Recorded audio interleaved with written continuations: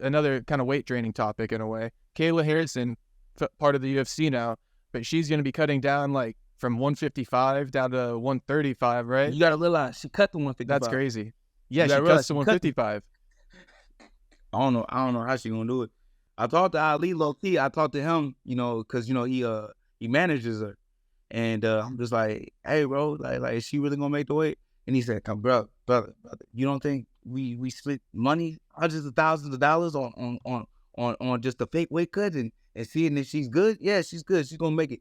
Now I hope I'm not, talking or putting my foot in my mouth, because even him, I think in my heart, even him though, is a possibility that she ain't gonna make weight.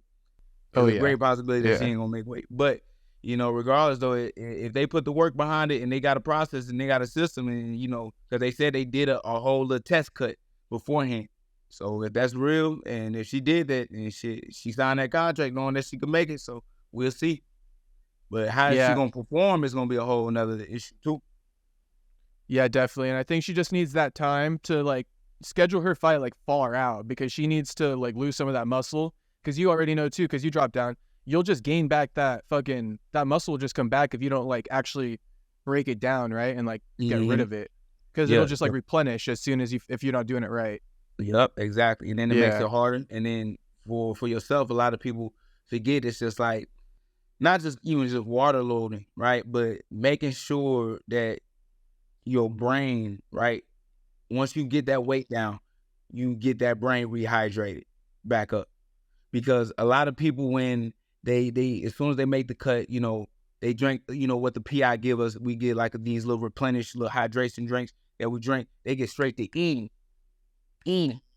You got to get the fluids back into your body immediately as much as possible. And my thing is, I don't even try to touch no food. I'm just drinking. I'm guzzling to try to replenish this brain, because a lot of people, that's what they don't understand. That's where those knockouts come from. Them devastating knockouts come from them bad weight cuts that people be having. And that brain don't know how to really, once they get rattled, they ain't got no liquid in there to flush. Right. It just be crashing in that bitch. Boom, boom. Facts. Yep. I saw that because there's a cushion, right? There's like some small film or something of the water that's a barrier between your brain and your skull. That's what I'm saying. It'll fucking bang across. Yep. But bro, I don't know if you saw it ahead of time, but I saw that shit going into the Aldra fight with Sugar. I was like, yeah, man, they're turning him around in like this quick of a time frame, and he cuts a fuck ton of weight. That's not going to be good for his brain. Yeah. I kind of saw that one happening still a clean shot, but but maybe if he had time to recover, he could have taken a couple more or something. Mm-hmm. He was done after that shot, So that's why I thought that. Out of there. But, so, like I said, for me, I feel like I still haven't gotten to the point where I feel like I'm replenishing myself like too bad. I think 170 is like perfect. Like me trying to go down to 155, hell no. Like, right, that is too much. But you got guys my size walking around 190 that cut to 155, right? So, but I feel like in my heart of hearts, like that's what really hurts the guys more than anything, when they try to cut as much weight as possible, even if you do got a system, even if it's something that's you've been able to succeed with. I feel like at the end of the day, in the long run, it's not going to be good for you. Right. Because your body's not going to be able to recover. Yep. Nah. Yeah. And it's like, you could take better shots, if like Paulo Costa, you see those big ass shots he's taken. I mean, he's a pretty big guy, but I feel like the muscle, the extra muscle on you is better anyway than just being skinny and cutting down to 55. Paulo Costa could be a clean ass 205. He could be, yeah. Probably take a bigger shot at 205. The fight that we saw between Marvin Vettori and Paulo Costa, bro, was an example. Like, nigga, they need to be light heavyweights, both of them. Yeah.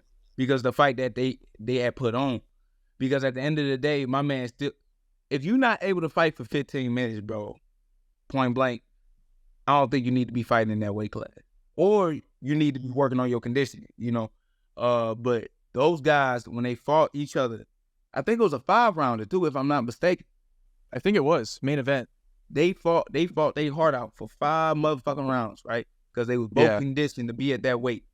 You're not conditioned when you cutting or depleting yourself, right? Because your body's not able to recover, not just from the brain, but the heart is not able to keep up, right? The muscle fatigue comes in, the lactic acid is getting flushed through. So I really feel like, you know, what the one does is really great. Like, you know, you got to be hydrated in order to be in a weight class. I feel like they need to do that, right? Yeah, that's a good one. But obviously, you're not going to get the same little crazy. The UFC won't knockouts, though. Right, they do. UFC want to see dead bodies. Better for the entertainment, I guess. Yeah, exactly. I mean, it is, unfortunately, you know, but that's why fighters got to be smart on what they're doing with their career. Yeah, and if you're cutting all that weight, I guess like for Paulo Costa and Marvin Vettori, with them being up that extra weight class, it seems like when you have a little bit of extra fat or a little bit of extra, you know, glycogen in your muscles, you got some to burn. But when you burn it all fucking the night before, it's stupid. Did you see him on the scale? Paulo Costa on the scale? That time he was thicker. He was that last time. I'm talking about not an ounce of fat on him, though. Nothing on him. Oh, this week. Yeah. And when you don't have that fat, you don't have energy. Yeah, I mean, my man was straight depleted, bro. Right. But at the end of the day, like I said, bro, like guys got to just be smarter on what they doing with their careers. But if that's how you feel like, you know, that's what you want to do, then that's what you do. But the UFC then already got it set up, man. Like they like it like this. That's why you see, you know, each weight class, man, you know, 10 pounds apart. And then when you get up to the heavier weight classes, bro, they 20 pounds apart. Damn, there's shit, 60 pounds, right? 205 or 206 to 265. Like, they want to see these knockouts, baby. You know? No, it's facts, though. I mean, good for the fans, but I guess you guys got to be smart for yourself, right? Yeah. You got to tell them no if that's the case. Mm-hmm.